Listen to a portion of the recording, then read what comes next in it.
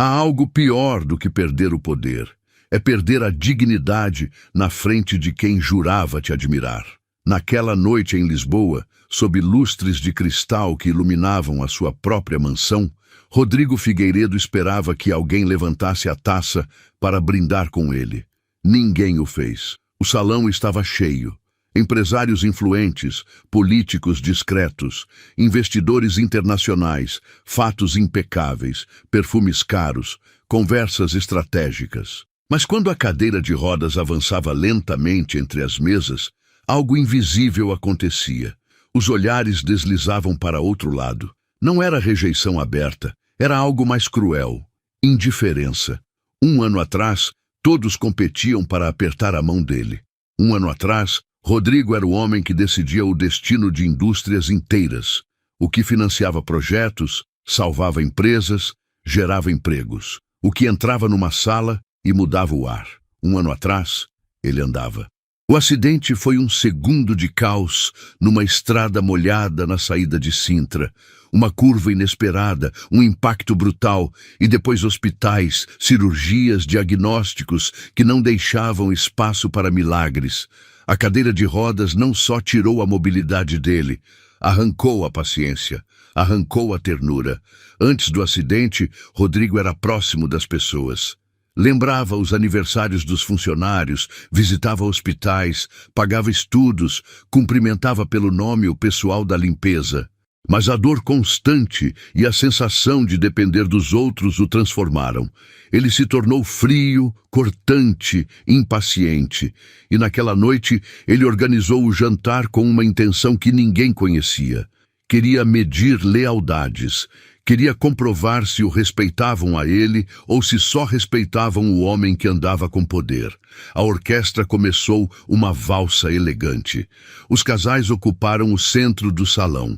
Risos suaves, taças que batiam, fotografias que fingiam perfeição. Rodrigo ficou sozinho junto a uma coluna, observando como o mundo que ele havia construído continuava girando sem precisar dele. Até que algo inesperado quebrou o protocolo. Uma menina pequena, com um vestido vermelho simples que não pertencia àquele ambiente, soltou a mão da mãe e correu em direção a ele. A valsa enchia o salão com uma elegância quase insultante. Rodrigo observava os convidados girando no centro da pista, sorrindo com uma perfeição ensaiada. Homens que meses atrás imploravam por reuniões, mulheres que queriam aparecer fotografadas ao lado dele, sócios que o chamavam de irmão. Agora, mal inclinavam a cabeça de longe. Um dos seus antigos aliados passou na frente dele. Olhou, hesitou e seguiu em frente como se não o tivesse visto. Esse pequeno gesto foi mais brutal do que qualquer insulto. Rodrigo apertou os dedos no apoio da cadeira, não por fraqueza, por contenção. Sabia ler pessoas, sempre soube. E o que via naquela noite era uma verdade que doía mais do que a lesão nas costas. Sem a sua presença imponente, sem a sua figura andando com segurança, ele já não inspirava respeito, inspirava desconforto. Ouviu um sussurro atrás. É uma pena, ainda tão novo. Dizem que já não assina pessoalmente os contratos. As coisas mudam rápido. Não eram palavras cruéis, eram piores. Eram comentários disfarçados de pena. E a pena é uma forma elegante de degradação. Rodrigo girou levemente a cadeira buscando contato visual com alguém. Qualquer um. Um gesto autêntico. Nada. Os olhares escorregavam como se a cadeira fosse contagiosa, como se a nova condição dele fosse um espelho desconfortável que ninguém queria encarar. Uma mulher que antes ligava toda semana pedindo apoio para a fundação dela, passou perto. Fingiu ajustar a bolsa para não cruzar o olhar. Um investidor estrangeiro que dependia do financiamento dele conversava animado com outro empresário bem do lado, sem incluí-lo. A mensagem era clara. Enquanto foi forte, foi útil. Enquanto foi útil, foi admirado. Agora era lembrança de fragilidade. Rodrigo sentiu algo que não experimentava desde criança. Vergonha. Não por estar numa cadeira de rodas, mas por ter acreditado que o respeito que recebia era incondicional. A valsa mudou de intensidade, mais dinâmica, mais alegre. Irônico, porque no meio do luxo, das luzes e da música perfeita, Rodrigo Figueiredo estava mais sozinho do que nunca. E foi nesse instante, quando decidiu que não voltaria a se expor assim jamais, que uma pequena figura vermelha quebrou o protocolo do salão. O murmúrio do salão era constante, elegante, controlado, até que deixou de ser. A menina do vestido vermelho não andou, correu. Não entendia de protocolos, nem de hierarquias, nem do que significava aquele silêncio estranho ao redor do homem na cadeira de rodas. Só sabia de uma coisa simples: tinha visto ele sozinho, e isso lhe parecia injusto. "Senhor Rodrigo!" ela gritou com uma naturalidade que cortou o ar. As conversas congelaram. A orquestra hesitou por um segundo, mas continuou tocando.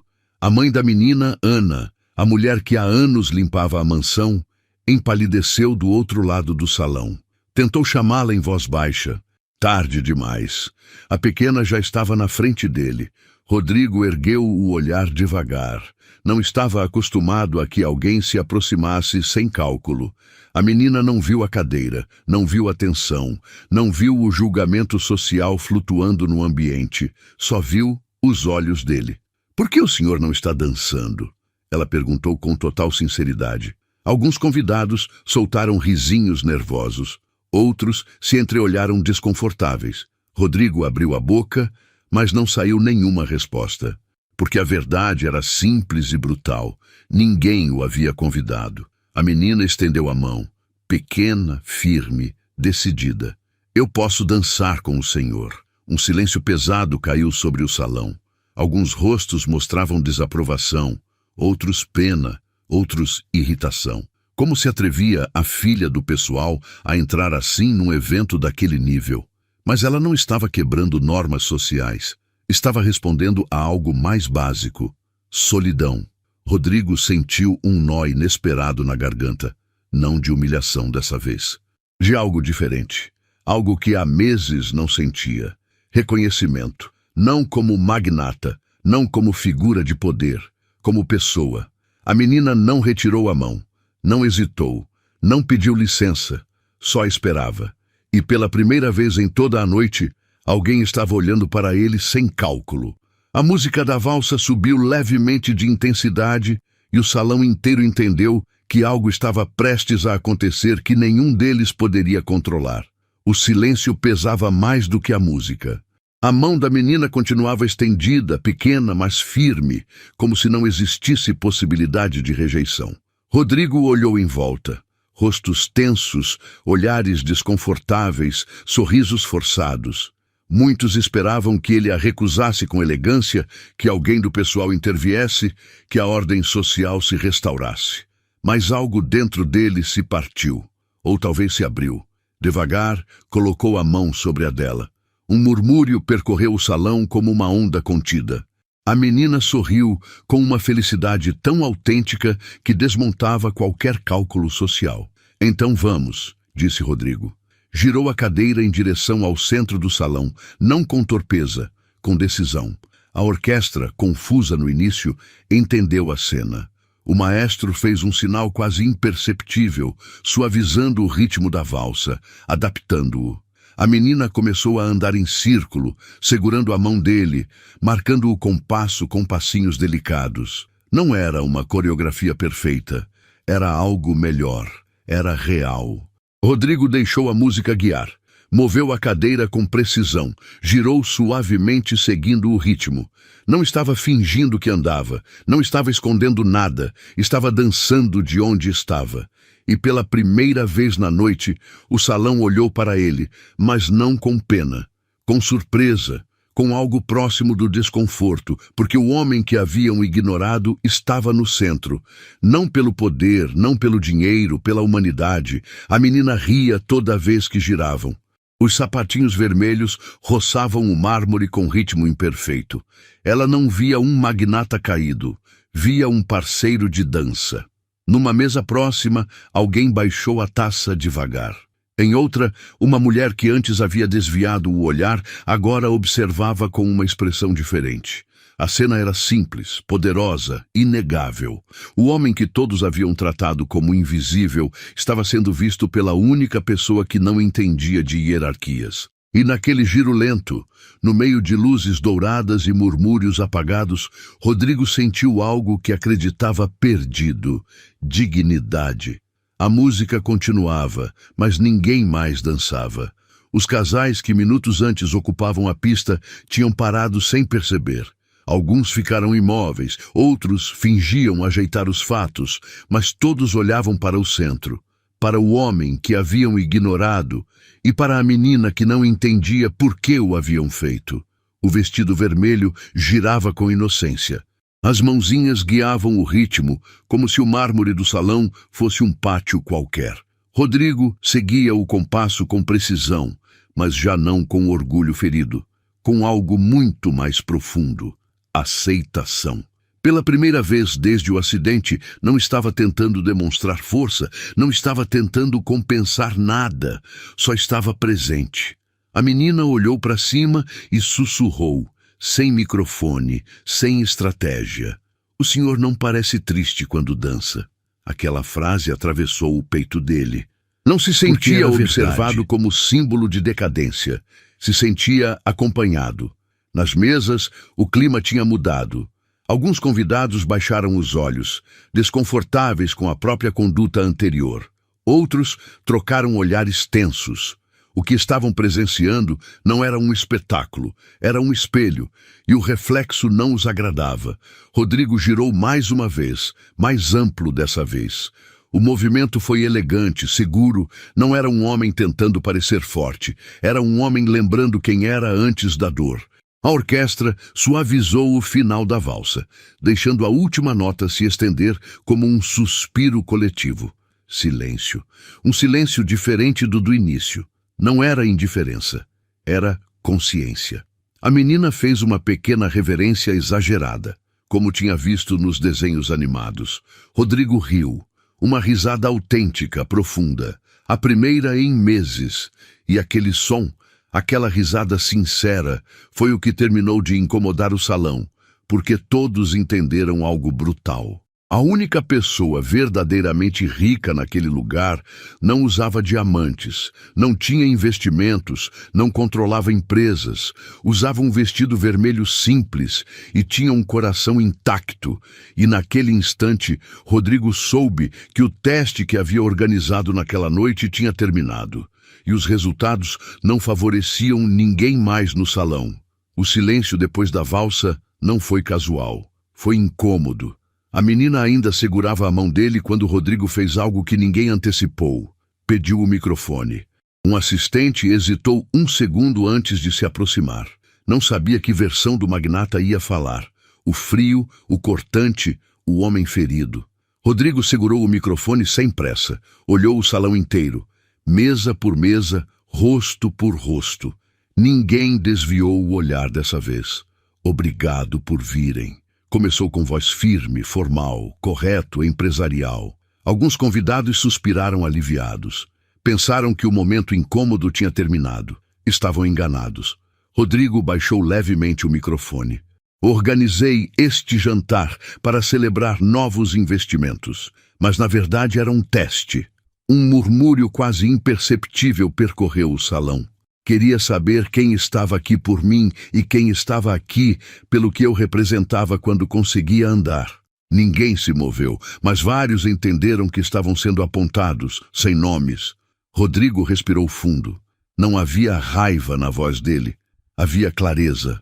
Há 1 ano perdi a mobilidade e com ela descobri algo mais doloroso do que qualquer diagnóstico. Perdi a admiração de muitos. A frase caiu pesada. Esta noite circulei entre vocês. Ninguém me convidou para brindar. Ninguém me convidou para dançar. Alguns nem conseguiram sustentar o meu olhar. As taças foram baixando devagar para as mesas. Rodrigo olhou para a menina, que ainda estava ao lado dele, sem entender completamente a magnitude do momento. E a única pessoa que não teve medo de se aproximar foi alguém que não entende de poder, nem de status, nem de fraqueza. Voltou os olhos para o salão.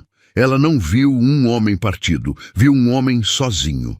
Silêncio absoluto.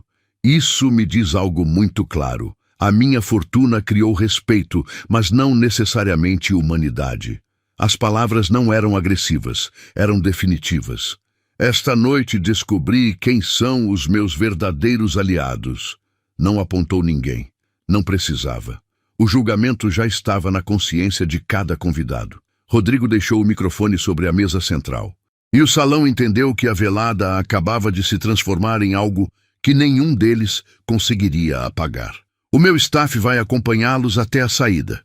Não houve gritos, não houve protestos, não houve escândalo.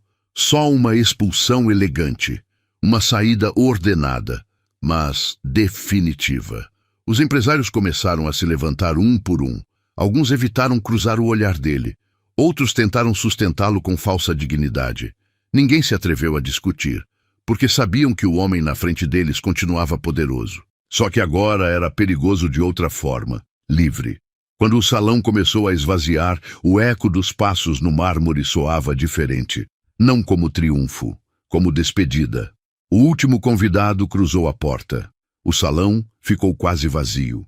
Ficaram só os funcionários, a orquestra em silêncio e a menina do vestido vermelho. Rodrigo soltou o ar devagar. Não havia perdido nada. Havia descartado o que nunca foi seu. O salão estava quase vazio. As luzes continuavam brilhando, mas já não havia murmúrios de elite nem taças batendo. Só alguns funcionários recolhendo discretamente, a orquestra em silêncio, e Ana, paralisada no fundo, com o rosto pálido pelo que acabava de presenciar. A filha dela ainda estava ao lado de Rodrigo, segurando a mão dele, como se aquilo fosse a coisa mais natural do mundo. Rodrigo voltou a pegar o microfone, mas dessa vez a voz não era pública, era íntima.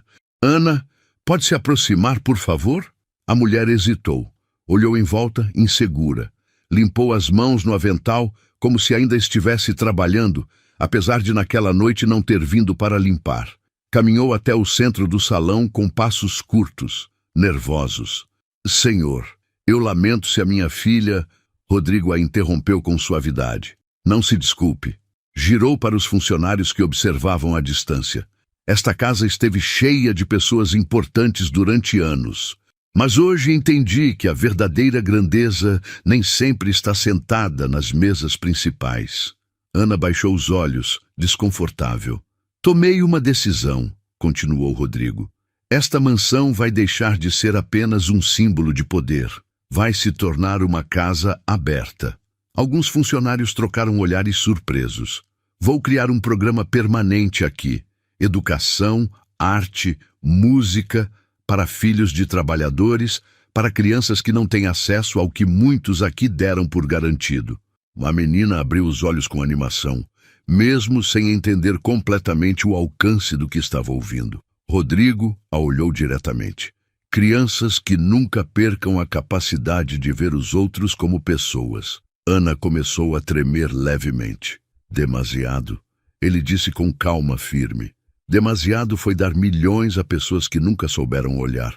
Fez uma pausa. O ar parecia diferente agora, mais leve. E preciso de alguém que dirija este lugar com o coração certo. A senhora conhece esta casa melhor do que ninguém.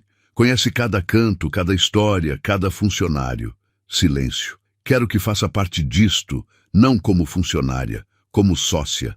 A palavra ficou suspensa no ar. Sócia, não caridade, não recompensa simbólica, reconhecimento real. Os olhos de Ana se encheram de lágrimas contidas. A menina apertou mais forte a mão de Rodrigo. E naquele instante ficou claro que o homem que havia sido ignorado pela elite acabava de tomar a decisão mais poderosa da sua vida. Naquela noite, quando o salão ficou finalmente vazio e o eco dos passos dos convidados hipócritas se dissipou por completo, Rodrigo pediu para ficar sozinho. Ana levou a filha, ainda confusa, mas feliz, e o pessoal terminou de recolher tudo em silêncio respeitoso. As luzes ficaram atenuadas. A música tinha cessado. Só o som distante da fonte do jardim acompanhava o ar quieto da mansão. Rodrigo ficou no centro do salão, exatamente onde tinha dançado minutos antes. Olhou para o mármore brilhante sob as rodas e sentiu algo que há meses não se permitia: vulnerabilidade sem defesa. O acidente não tinha só paralisado as pernas, tinha congelado partes da sua alma. Ele lembrou a estrada molhada, o volante girando sem resposta, o impacto, o som do metal dobrando como papel. Depois hospital, cirurgias, médicos falando em voz baixa, achando que ele não ouvia, lesão irreversível, mobilidade comprometida, adaptação. Aquela palavra o havia enfurecido mais do que qualquer diagnóstico. Adaptar parecia resignar, e ele nunca foi homem de resignação. Durante meses transformou a dor em dureza. Cada gesto de ajuda interpretava como lembrete de perda. Cada olhar de compaixão era uma ameaça ao orgulho. E aos poucos, sem perceber, deixou de ser o homem que visitava funcionários doentes, que financiava estudos, que perguntava pelas famílias. Tornou-se alguém impaciente, frio, distante. Não porque fosse cruel por natureza, mas porque a dor o tornou defensivo. Se não deixasse ninguém entrar, ninguém poderia ver o que havia perdido. Mas naquela noite, algo se fraturou nessa couraça. Não foi o discurso, não foi expulsar os convidados, foi a mãozinha do vestido vermelho. Aquela menina não viu limitação, não viu queda, não viu fraqueza, viu companhia pendente. E aquele olhar inocente expôs a verdade mais desconfortável. Ele mesmo havia estado se enxergando como um homem incompleto. Girou devagar a cadeira para o enorme janelão que dava para o jardim. Lá fora, Lisboa dormia sob luzes distantes.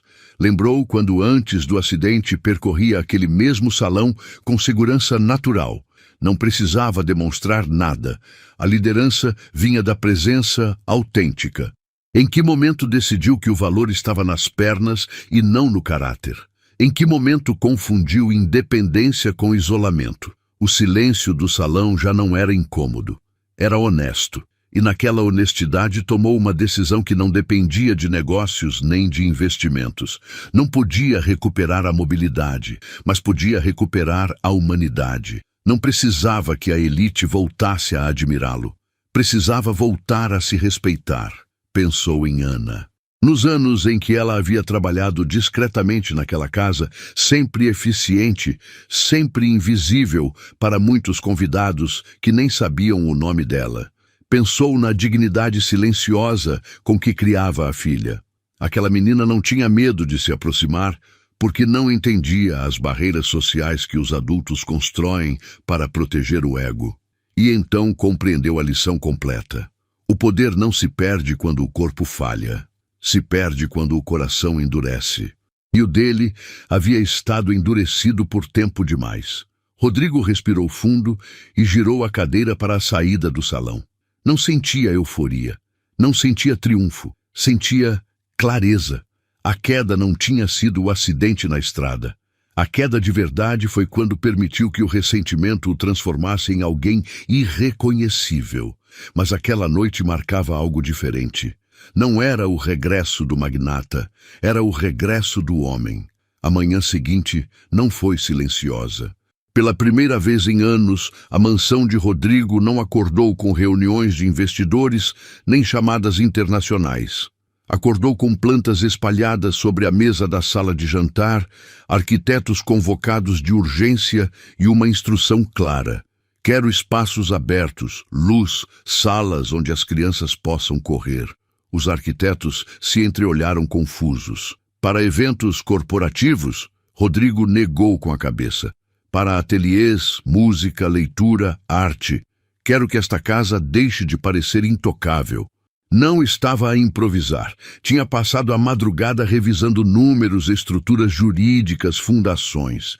A decisão não era impulsiva, era estratégica, mas desta vez não para multiplicar capital, para redistribuí-lo com sentido. Ana chegou naquela manhã achando que continuaria o trabalho habitual.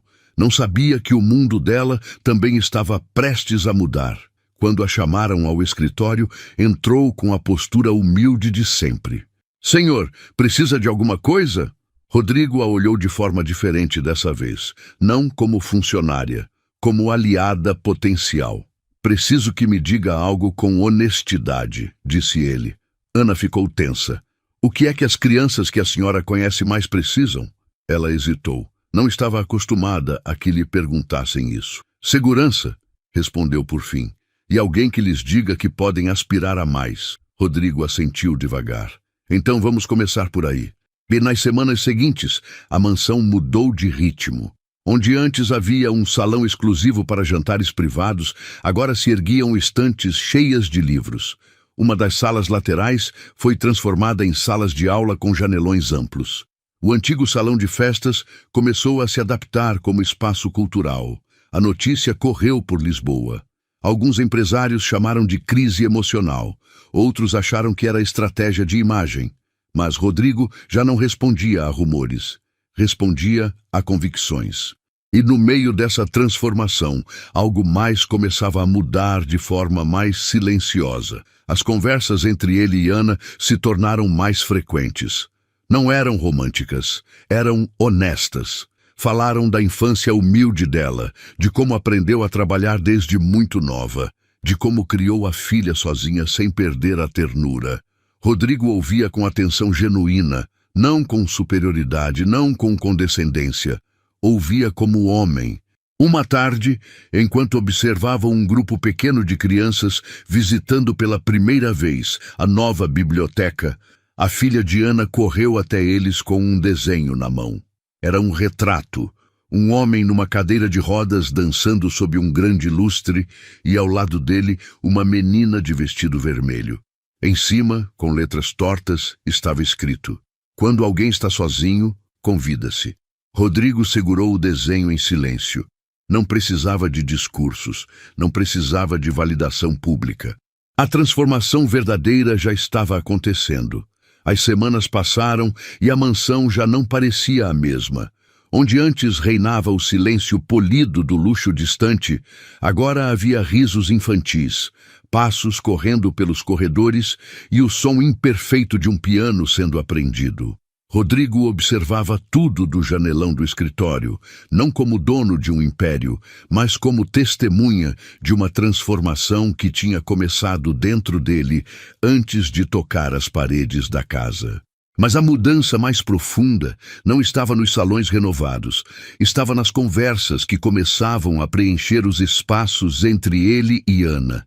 No início, falavam só de logística, horários, programas educativos, segurança, orçamento. Ana tinha uma capacidade natural de organizar, de prever necessidades que os outros não notavam. Não era empresária, mas tinha algo que o dinheiro não compra: intuição humana. Sabia quando uma criança estava triste, mesmo que sorrindo. Sabia quando uma mãe precisava de apoio, mesmo sem pedir.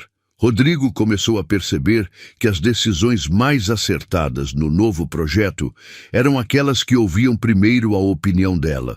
Uma tarde chuvosa, enquanto as crianças estavam em ateliês de pintura, ficaram conversando na cozinha, não no escritório formal, não na sala principal, na cozinha, o lugar mais simples da casa. Ana preparava café, enquanto ele observava o vapor subindo suavemente entre os dois.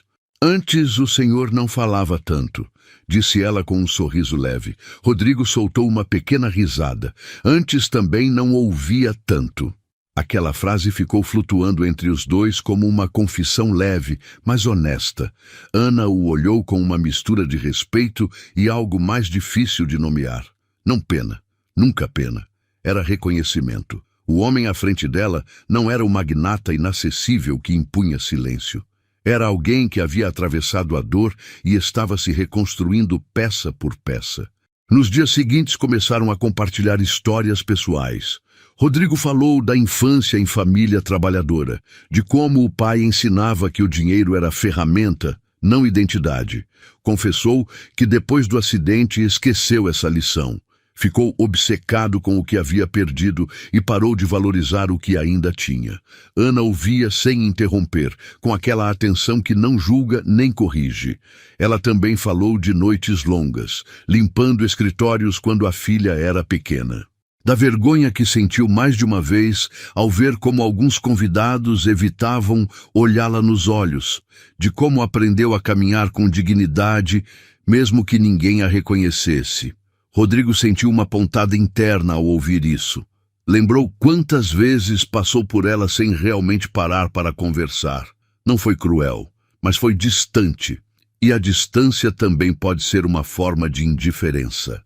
Um dia, enquanto acompanhavam uma aula de música, a filha de Ana se aproximou e tomou a mão dos dois ao mesmo tempo, como se fosse o gesto mais natural do mundo. Os três ficaram unidos por um segundo simples e silencioso. Não foi um momento dramático, foi pequeno, mas teve um peso inesperado. Rodrigo sentiu algo que não experimentava desde antes do acidente: pertencimento. Naquela noite, quando a casa voltou a ficar em calma, Rodrigo refletiu no quarto. Não estava apaixonado no sentido impulsivo. O que crescia era mais lento e mais profundo. Era respeito virando admiração. Era gratidão se transformando em afeto. Era a sensação de que ao lado de Ana não precisava demonstrar força nem esconder fragilidade. Dias depois, enquanto percorriam o jardim ao entardecer, ele rodando suavemente ao lado dela, Rodrigo parou. Durante muito tempo, achei que perder a mobilidade me tornava menos homem.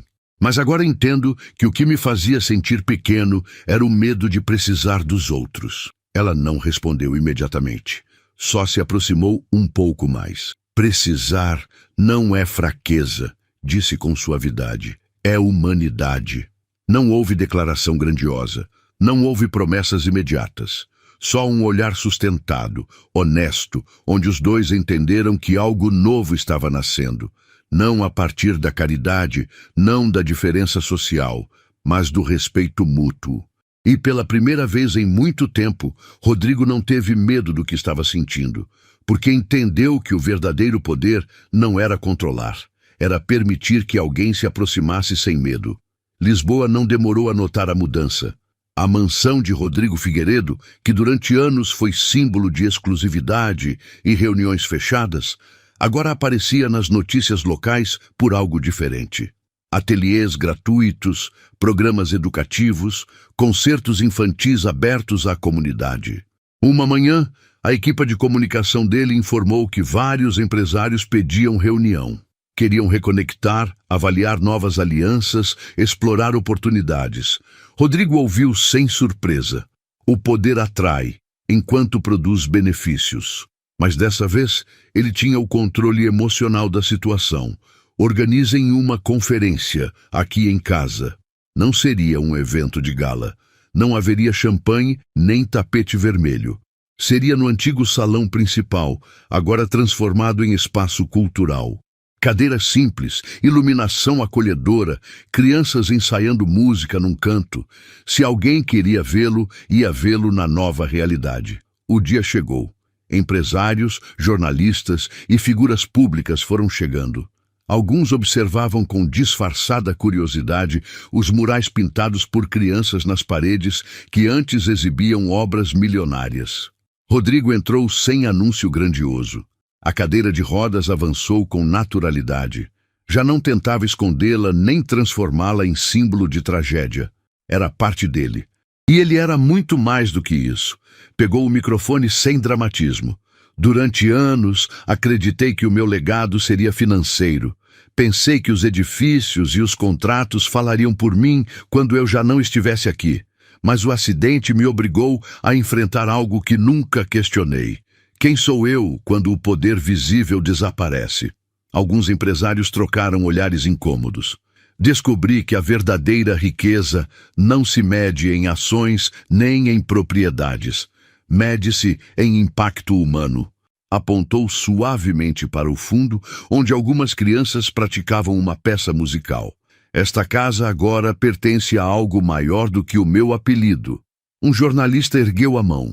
Isso significa que vai deixar de investir em grandes projetos industriais? Rodrigo sorriu levemente. Vou investir no projeto mais sustentável que existe. Pessoas. O murmúrio foi inevitável. Decidi reestruturar a minha fortuna. Uma parte significativa será destinada de forma permanente a este centro, não como fundação tradicional, mas como modelo replicável noutras cidades. As câmeras se ajustaram. E quero apresentar formalmente a pessoa que vai dirigir este projeto comigo. Ana estava ao fundo, sem qualquer intenção de protagonismo. Quando o nome dela foi mencionado, ficou paralisada. Ana Souza não vai ser mais a senhora que limpa esta casa, disse Rodrigo com voz clara. É a diretora operacional deste centro e minha sócia nesta nova etapa. O silêncio foi profundo. Ana avançou com passo contido. Não vestia luxo, vestia dignidade. Ela entende melhor do que ninguém o que significa crescer sem privilégios, acrescentou Rodrigo. E se este projeto vai ter alma, precisa de liderança com experiência real. Os empresários que antes o ignoraram, agora observavam algo diferente. Não estavam diante de um homem enfraquecido, mas de um que havia redefinido o poder. Um jornalista lançou a pergunta inevitável: e a sua vida pessoal também vai mudar nesta nova etapa? O salão ficou em silêncio expectante. Rodrigo olhou para Ana. Não com teatralidade, com sinceridade. A vida pessoal muda sempre quando se decide viver com autenticidade. Não foi uma declaração romântica direta, mas foi suficiente. Porque todos entenderam que o que estava acontecendo não era caridade, era escolha. Quando a conferência terminou, não houve aplausos exagerados, houve respeito. Um respeito diferente do que recebia antes. Não era medo, não era interesse financeiro, era reconhecimento. E pela primeira vez desde o acidente, Rodrigo sentiu que o legado que estava construindo não dependia da mobilidade dele, nem do status. Dependia da capacidade de ver os outros. E essa capacidade havia voltado. Depois da conferência, a casa não voltou a ser um monumento, virou lar. As semanas seguintes trouxeram estabilidade. Alguns empresários se afastaram, outros tentaram voltar com propostas alinhadas à nova visão. Rodrigo ouvia, analisava e decidia com uma clareza diferente. Já não precisava impressionar, precisava de coerência. Mas o que mais crescia não estava nas notícias. Estava nos silêncios partilhados no fim do dia. Rodrigo e Ana começaram a jantar juntos algumas noites, depois que as crianças iam embora e o pessoal terminava o turno. Não era nada planejado, simplesmente acontecia. Conversas longas sobre educação, sobre sonhos adiados, sobre como o medo muda as pessoas e como o amor pode suavizar o que a dor endureceu. Uma tarde, enquanto observavam as crianças saindo com mochilas cheias de livros, a filha de Ana correu para Rodrigo. Sabe o que eu disse para a minha professora hoje? Ela estava radiante. O que foi? Respondeu ele sorrindo. Que quando for grande, quero ajudar pessoas que se sentem sozinhas como o senhor naquele dia. Não houve desconforto. Não houve vergonha. Rodrigo assentiu com uma ternura que já não escondia. Então você já está crescendo na direção certa. Naquela noite, enquanto o jardim estava iluminado suavemente e o ar fresco de Lisboa movia as folhas, Rodrigo pediu para falar com Ana a sós. Passei grande parte da minha vida construindo coisas que podiam ser vistas, empresas, edifícios, números, mas depois do acidente percebi que a única coisa que realmente me sustentava eram as pessoas que ficaram por perto. Ana o ouvia em calma. E você não ficou só. Me ajudou a lembrar quem eu era antes do orgulho ferido. Ela baixou os olhos um segundo, emocionada. Eu só fiz o que qualquer pessoa faria, disse ela com suavidade. Rodrigo negou com a cabeça. Não é qualquer um que vê dignidade onde os outros veem diferença. Houve um silêncio carregado de significado. Não quero que isso seja um gesto impulsivo, acrescentou ele. Mas também não quero continuar a viver como se sentir fosse uma fraqueza. Olhou direto para os olhos dela. Quero que caminhemos isso juntos, não como benfeitor e funcionária, não como magnata e colaboradora, como companheiros. Ana sentiu o coração bater mais rápido, mas não de surpresa. Havia visto chegar, havia sentido crescer. Não preciso de uma mansão, respondeu ela com voz firme. Preciso de respeito. Rodrigo sorriu. Isso você já tem. Não houve joelho no chão. Não houve anel dramático sob lustres. Houve algo mais sólido. Decisão mútua. Dias depois, a notícia não foi anunciada como escândalo romântico, mas como declaração simples. Rodrigo e Ana formalizariam a união deles sem espetáculo, sem muita imprensa. Só família, crianças do centro e alguns colaboradores próximos. Quando a cerimônia aconteceu no jardim, não havia diamantes deslumbrantes nem políticos na primeira fila. Havia risos infantis, havia música tocada pelos próprios alunos do centro e havia um homem que já não precisava andar para se sentir inteiro. A filha de Ana foi quem levou as flores. E no final da cerimônia, enquanto todos aplaudiam com sinceridade, ficou claro algo que nenhuma revista conseguiria exagerar. A verdadeira nobreza não estava no sangue, não estava no apelido, não estava na fortuna. Estava na capacidade de ver alguém quando todos os outros olham para o outro lado. E Rodrigo, o homem que numa noite foi ignorado no próprio salão, estava agora rodeado de algo que nenhum contrato consegue garantir: amor escolhido. 1 ano depois daquela noite em que ninguém quis brindar com ele, o mesmo salão voltou a se encher. Mas dessa vez não havia fatos calculando benefícios, nem taças erguidas por interesse. Não havia sorrisos estratégicos, nem conversas escondendo ambição. Havia crianças correndo entre as mesas. Havia risos sinceros. Havia vida. Os lustres continuavam brilhando, mas já não iluminavam o ego. Iluminavam esperança. Onde antes o mármore refletia indiferença, agora refletia sapatinhos marcando passos tortos de dança. Rodrigo avançou devagar para o centro do salão. Não como magnata, não como símbolo de poder, como homem. Parou exatamente no mesmo lugar onde 1 ano atrás esperava que alguém o convidasse para dançar. Lembrou o silêncio, lembrou os olhares que se desviavam, lembrou o quanto se sentiu invisível. E depois lembrou a mãozinha. A menina, agora um pouco mais alta, cruzou o salão outra vez. Mas dessa vez não para resgatá-lo. Correu até ele com um sorriso enorme. Dançamos de novo? Rodrigo riu. Não uma risada educada, uma risada cheia. A orquestra começou a tocar. Não uma valsa elegante para impressionar. Uma melodia alegre, viva. E enquanto girava suavemente a cadeira, rodeado de crianças que imitavam a dança sem coordenação perfeita, entendeu algo que nunca aprendeu em reuniões milionárias. A dignidade não depende de como você anda, depende de como você olha. Aquela noite não era uma celebração da fortuna dele, era uma celebração da transformação. O homem que foi ignorado pela elite havia encontrado algo que o dinheiro jamais comprou. Companhia real, respeito autêntico, amor escolhido. Ana se aproximou e tomou a mão dele com naturalidade, não como gesto simbólico, como costume.